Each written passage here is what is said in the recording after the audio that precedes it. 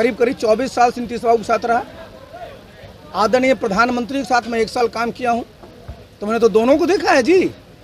लेकिन इतना देखिए, मैं बता दूं कि जो मैंने देखा है व्यवहार के रूप में, एक व्यक्ति के रूप में, और ख़ास करके जो अपने सहयोगी होते हैं उनके प्रति जो एक समझिए कि विचार होना चाहिए, उसमें प्रधानमंत्री जी बहुत बहुत आगे।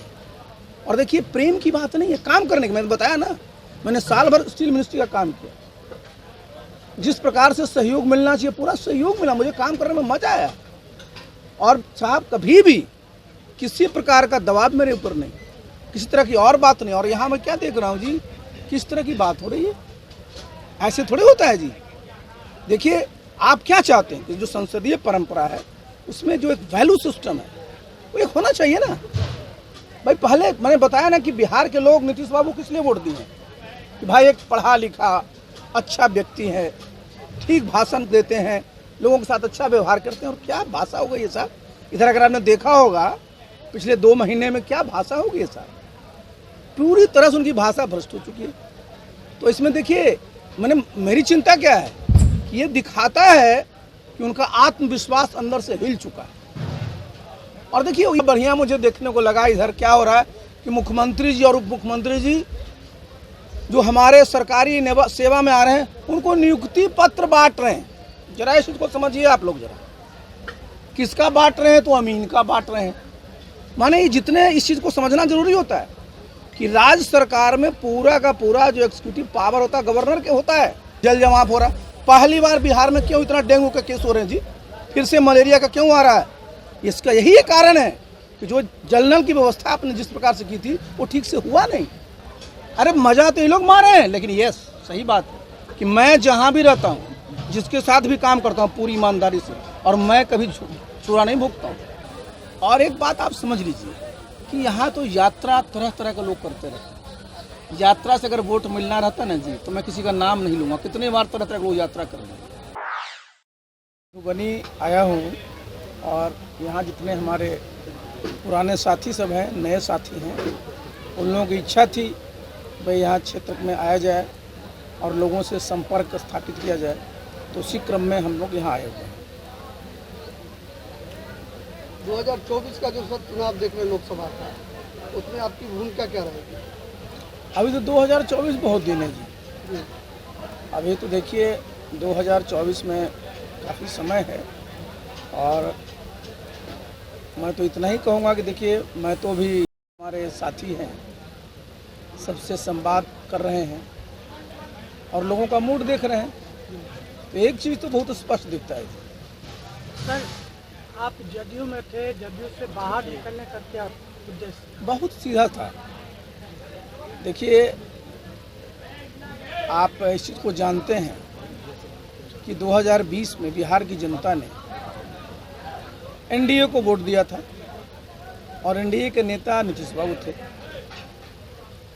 मुझे ऐसा लगा उत्तर प्रदेश चुनाव के आसपास कि इन लोगों का मन डोल रहा है, और फिर ये अपना जो गठबंधन है वो बदलना चाहते। तो मैंने स्पष्ट कर दिया था इन लोगों को कि अगर आप एनडीए छोड़ करके पाला बदलेंगे तो साहब मैं आपके साथ नहीं हूँ। तो निश्चित रूप से इनके मन में लगता होगा, इनकी जो सोच रही होगी कि फिर से आरजेडी और कांग्रेस के साथ जाना है, तो अगर मुझे टिकट देते तो उनका टिकट बेकार जाता। मुझे तो आज लगता है, क्योंकि मैं बिल्कुल इस बात का समर्थक रहा हूँ कि बिहार में 2005 के बाद से जो एनडीए के साथ नीतीश बाबू ने सरकार चलाई, उसमें 2005 से 2010 तक बहुत ही शानदार काम। और अभी तो जी मैं तो परसों उनका सुन रहा था, मुझे तो बड़ी निराशा हुई। मुझे लगा कि बिहार के मुख्यमंत्री को हो क्या गया है। बिहार के मुख्यमंत्री की पहचान किस चीज़ से होती थी?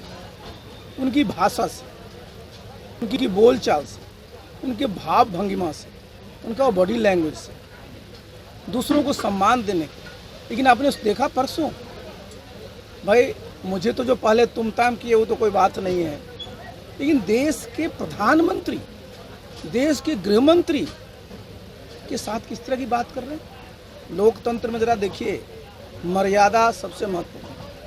बिहार में आप मुख्यमंत्री हैं तो लोग आपका सम्मान करते हैं।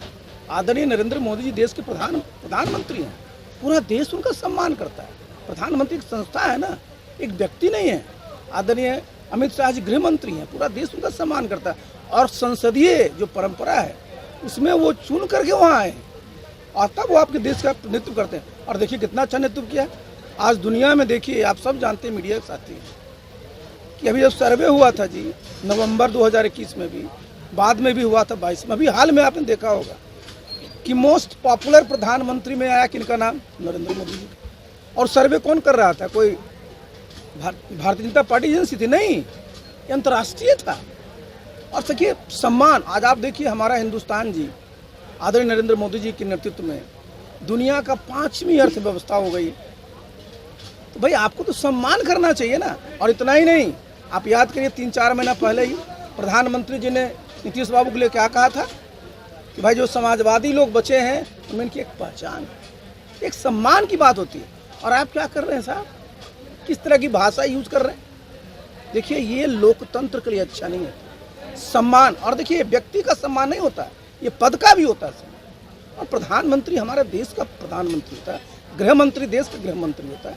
और अगर एक मुख्यमंत्री इस तरह की भाषा का प्रयोग करेंगे तो बिहार के साथ क्या होगा जी?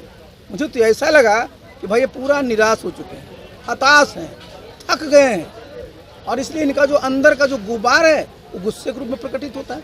नुकसान किसका होगा? नुकसान अपने प्रदेश का होगा। बिहार की जनता क्या चाहती है कि बिहार का विकास हो, लेकिन आपका नेतृत्व करने वाला किस तरह की बात कर रहा है साहब? देश के प्रधानमंत्री के बारे में क्या कर रहा है, गृह मंत्री के बारे में क्या कर रहा है, किस प्रकार जो आप बात करते हैं फेडरल स्ट्रक्चर में कैसे केंद्र और राज्य का सहयोग होना चाहिए। तो सबसे पहले तो साहब एक रिश्ता होता है, और इस रिश्ता में अगर इस तरह का व्यवहार किया जाएगा तो बहुत ही दुर्भाग्य है।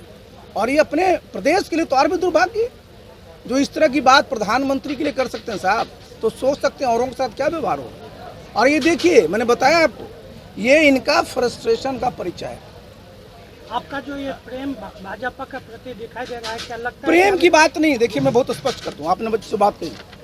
मैं पिछले कुछ 2-3 महीना छोड़ दीजिए, करीब 24 साल से नीतीश बाबू के साथ रहा। आदरणीय प्रधानमंत्री के साथ मैं 1 साल काम किया हूँ, तो मैंने तो दोनों को देखा है जी।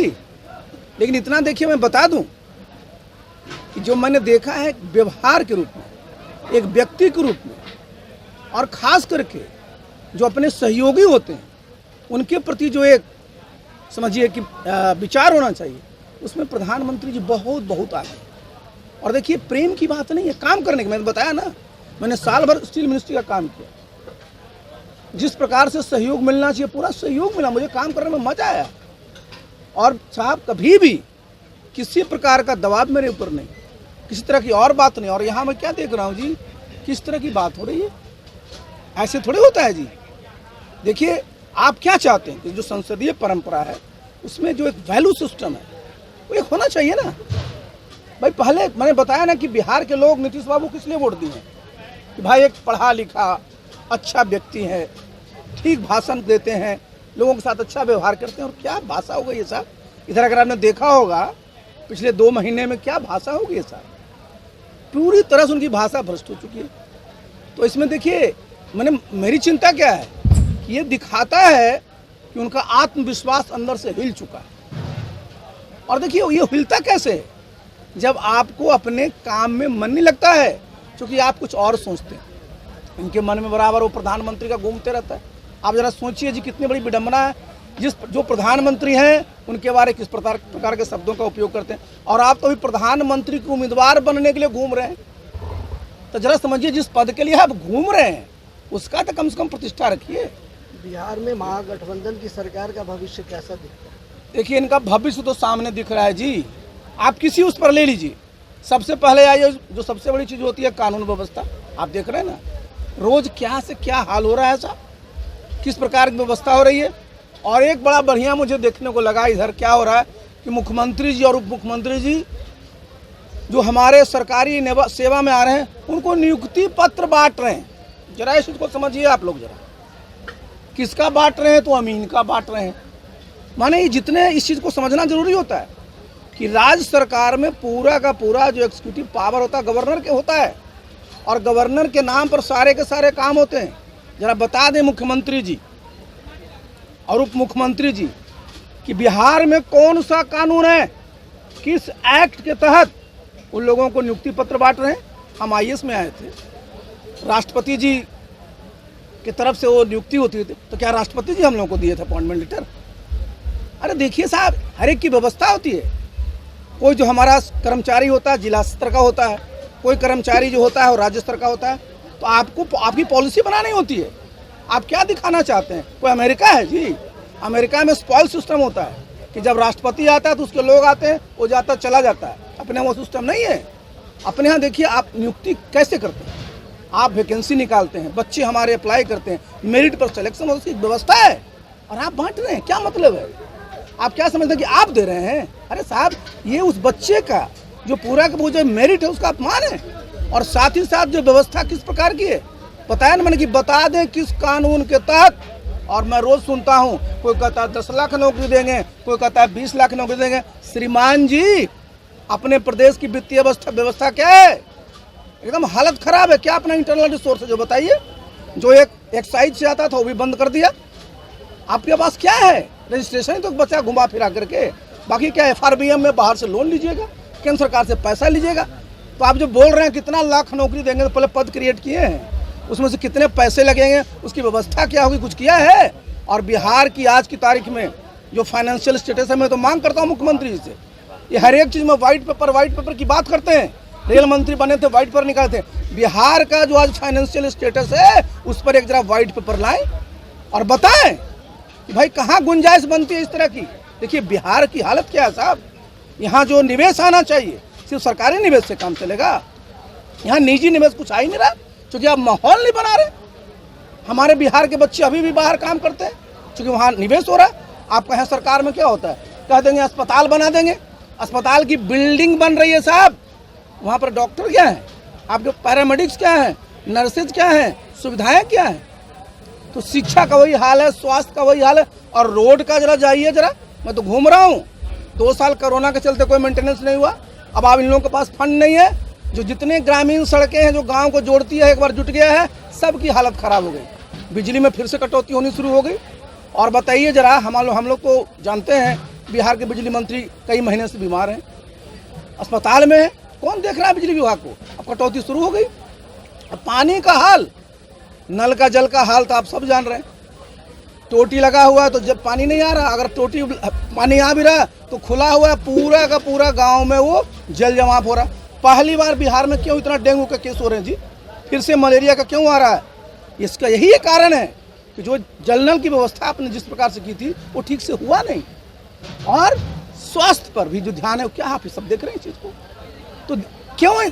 आप देखिए हमारे मुख्यमंत्री जी कहाँ जा रहे हैं, तो नागालैंड जा रहे हैं। बाढ़ आ रही है हमारे साहब चंपारण में, कौन देख रहा है उसको? कोई देखने वाला है? इसलिए देखिए ये सबसे बड़ा दुखद आज हो गया है कि इतने वर्षों से हमारे मुख्यमंत्री इस प्रदेश की सेवा कर रहे हैं, लेकिन अब क्या हो गया है जी? अब उनको दिलचस्पी नहीं है। सर 2024 के लोकसभा चुनाव में किस तरह के परिणाम की अपेक्षा करते हैं? देखिए मैं बहुत स्पष्ट कर दूं, हम तो पूरा देश भी घूमते रहते हैं जी, लोगों से बातचीत करते हैं। फिर से जो है केंद्र में आदरणीय नरेंद्र मोदी जी के नेतृत्व में ही सरकार बनी। आपके ऊपर जब आप राष्ट्रीय अध्यक्ष थे क्या जदयू के, तब भी आरोप लगा कि आप जदयू को कमजोर कर रहे थे। आज भी लग रहा है आपके ऊपर कि जदयू के बीच में आप छुरा भोंक रहे हैं। जी नहीं, मैंने कभी किसी को छुरा नहीं भोंका। मैं बता दूं, आपने बड़ा अच्छा सवाल किया। बीजेपी के लिए काम कर रहे हैं। श्रीमान मुख्यमंत्री जी को केंद्र में मंत्री कौन बनाया था जी? 7 वर्षों तक केंद्र में मंत्री रहे। कौन थे? आदरणीय स्वर्गीय अटल बिहारी वाजपेयी जी, आदरणीय आडवाणी जी। किस पार्टी के थे जी? बिहार में मुख्यमंत्री बनाया, किसने नाम प्रस्तावित किया जी? स्वर्गीय अटल जी और आडवाणी जी ने। किस पार्टी के थे? तो 24 सालों से केंद्र में मंत्री रहे, राज्य में मंत्री रहे, बीच में 20 महीना छोड़ दीजिए, किसने बनाया? और हम तो साहब साल भर भी मंत्री नहीं रहे और कह रहे हैं हम उनका काम कर रहे हैं। अरे मजा तो ये लोग मारे हैं, लेकिन ये सही बात है कि मैं जहां भी रहता हूं, जिसके साथ भी काम करता हूं पूरी ईमानदारी से, और मैं कभी छुरा नहीं भोगता हूं। जो भी मेरे पास जिम्मा दिया मैंने पूरी ईमानदारी से, जरा आप बता दीजिए कि जनता दल पार्टी ये लोग अध्यक्ष थे जी, अरे जिला अध्यक्ष भी नहीं बना पाते थे, और जब मैं अध्यक्ष था तो आप जान लीजिए, जाकर पूछ लीजिए हमारे पुराने साथियों को, तो मैं पार्टी छोड़ दिया हूँ। हमने कोशिश किया कि हमारा बूथ स्तर तक कार्यकर्ता आ जाए, और मैं रोज ही घूमते रहता था। 33 हमने प्रकोष्ठ बनाए थे, ये लोग बनाए थे कभी? अब तो 33 को 12 कर दिया। तो हमने छुरा कभी नहीं भूखा, हम तो हमेशा चाहते थे कि पार्टी खूब बढ़े, और जो हमारे सहयोगी हैं उनके साथ हमारे रिश्ते अच्छे हों। मैं देखिए डबल टॉक नहीं करता हूँ, मैं स्ट्रेट बात करता हूँ, सीधा बात मैं करता हूँ कि अगर मैं किसी के साथ हूँ तो हूँ। अरे बताइए 2020 में आप बीजेपी के साथ सरकार बनाए और उसके बाद आप भाषण दे रहे हैं, अब कहिएगा आरसीपी सिंह उधर चले गए। अरे आपने क्या किया? बिहार के जनता ने जो जनादेश दिया उसके साथ कितना बड़ा विश्वासघात किया, कोई मिलेगा दूसरा उदाहरण? तो अगला कदम आरसीपी सिंह का कदम तो देखिए, मैं जा ही रहा हूँ, मैं अपने साथियों से मिल रहा हूँ, फिर साथी लोग जैसा सलाह करेंगे। यह स्पष्ट नहीं हो रहा कि आप करेंगे क्या? इतना तो स्पष्ट है कि मैं जेडीयू में नहीं हूँ और आरजेडी में तो नहीं हूँ, कांग्रेस में भी नहीं हूँ, इतना तो स्पष्ट है। भाजपा में जाना तय है? अरे अभी कैसे कहिएगा, अभी तय है, लेकिन ऑप्शन तो ओपन है ही। मेरा तो कोई उनसे दुश्मनी नहीं ना, मेरे तो उसका मैंने बताया, मैंने काम किया, अच्छा हमको अनुभव रहा है, लेकिन मैं तो अपने साथियों सबसे मिलकर के सबका विचार लेकर के मैं जाऊंगा। सर जैसे 20 के विधानसभा चुनाव में मिथिलांचल, मधुबनी और दरभंगा वापसी कराने में बहुत ज़्यादा ये रहा था योगदान, और आपकी भी काफ़ी भूमिका रही उसमें, और अब आप जैसे क्षेत्र में घूम रहे हैं, तो क्या माना जाए यहाँ जेडीयू की स्थिति अगले चुनाव में? देखिए हम बता दें आपको, हमारे पुराने पार्टी के जो लोग हैं वो लोग नेता, उनको बड़ा कष्ट होगा, लेकिन आप नोट कर लीजिए, अगर 2024 तक जेडीयू का आरजेडी में मर्जर नहीं होता है, जो संभावित है कि होगा, तो आप नोट कर लीजिए 2014 में तो 2 सीट मिल गया था ना, एगो पूर्णिया और नालंदा। 2024 में जेडीयू का 0 बटा सन्नाटा हो। लेकिन आपको मैं बता दूं, जो सामने जो स्थिति है दोनों पार्टियों का, मैंने एक दिन पहले भी बोला था कि मर्जर करेंगे, और नीतीश बाबू ने बड़ा स्पष्ट ही, अब तो जो उप मुख्यमंत्री है उनको मुख्यमंत्री भी कही रहे, तो उन्होंने अपना उत्तराधिकारी भी घोषित कर दिया है।